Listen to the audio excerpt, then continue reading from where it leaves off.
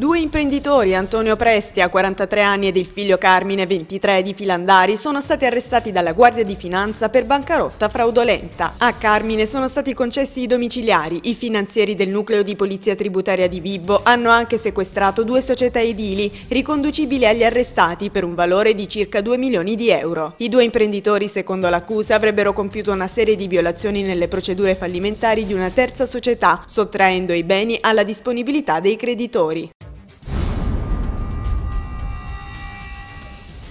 Due persone sono state arrestate dai carabinieri della compagnia di Rossano nell'ambito delle indagini sul decesso di Maria Scalise, 80 anni, avvenuto l'8 febbraio scorso. La donna fu trovata agonizzante in un magazzino in pessime condizioni igieniche. Le persone arrestate sono la nipote della donna, Bia Tramonti, 29 anni, ed il suo convivente Antonio Aiello, 37. Maria Scalise, soccorsa dal personale del 118, morì poco dopo il suo ricovero in ospedale.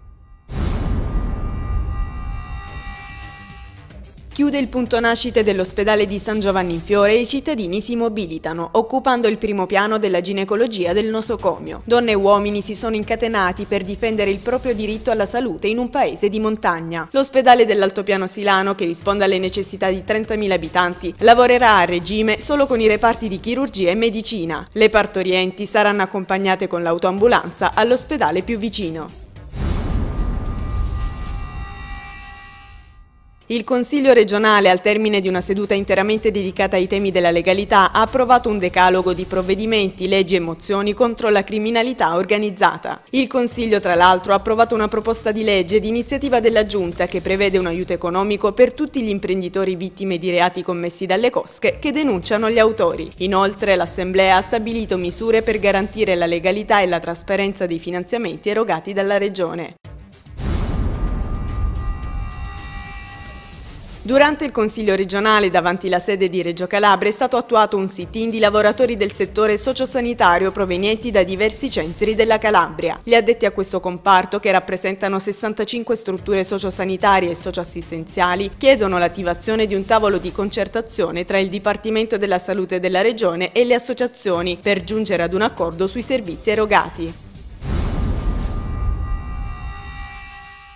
Il presidente della regione, Giuseppe Scopelliti, ha partecipato ieri alla sottoscrizione del protocollo d'intesa tra l'azienda Calabria Lavoro ed il Tribunale di Reggio Calabria, finalizzato all'avviamento di 15 giovani per i tirocini formativi. I giovani, che andranno ad aiutare gli uffici giudiziari, ha detto Scopelliti, sono un esempio positivo di legalità, saranno formati ed avranno la possibilità in futuro di utilizzare questa importante esperienza professionale.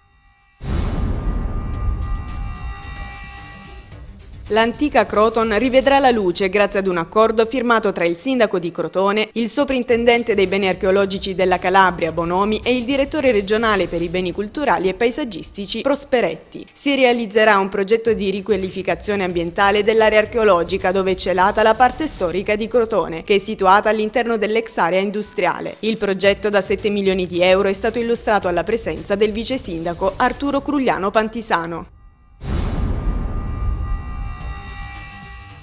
La quinta edizione di Dogs on the Snow, manifestazione di sled dog presentata alla stampa nel rifugio Carlo Magno nel Parco Nazionale della Sila, propone un ricco programma, un appuntamento ormai consolidato in programma da oggi al 27 febbraio con la prima traversata della Sila con i cani da slitta, 2 giornate di camposcuola fino alla notturna di sabato 26 febbraio. Alla presentazione, tra gli altri, il presidente della provincia di Cosenza, Mario Oliverio.